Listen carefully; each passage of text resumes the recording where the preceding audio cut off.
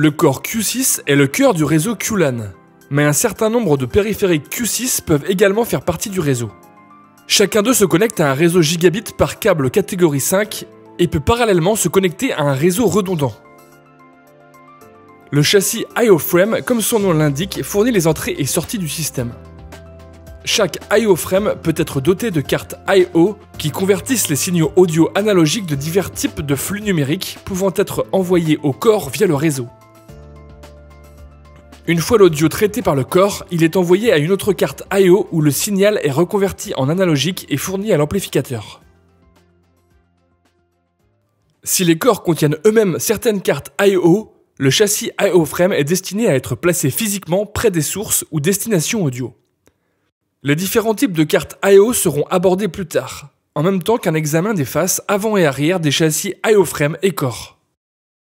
L'I/O Frame 8S est une version plus grande de l'I/O Frame.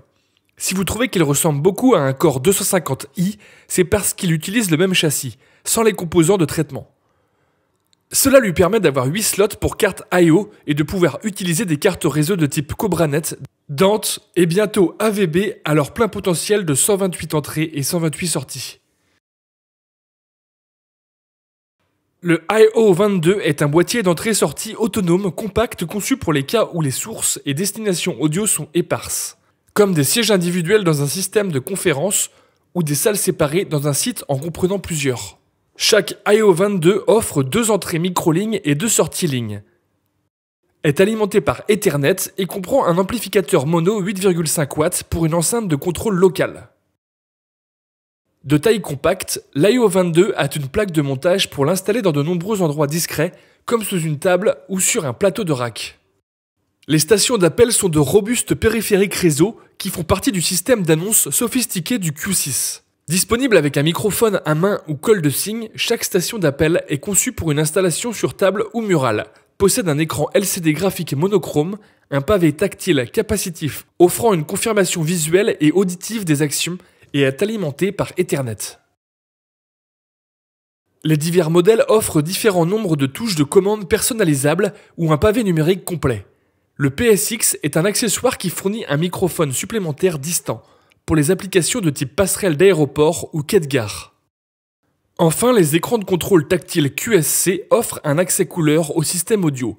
Les gestionnaires d'installation peuvent sélectionner les permissions accordées à chaque écran tactile, qui affiche une interface de contrôle utilisateur conçue créativement au moyen du logiciel Q6 Designer. Ces écrans tactiles muraux existent en 2 tailles. Le TSC3 a un écran de 3,5 pouces et le TSC7 un écran de 7 pouces et est disponible en version murale ainsi qu'en version de table. Les 2 appareils peuvent être alimentés par Ethernet, mais le TSC7 peut également l'être par un adaptateur CC 12V.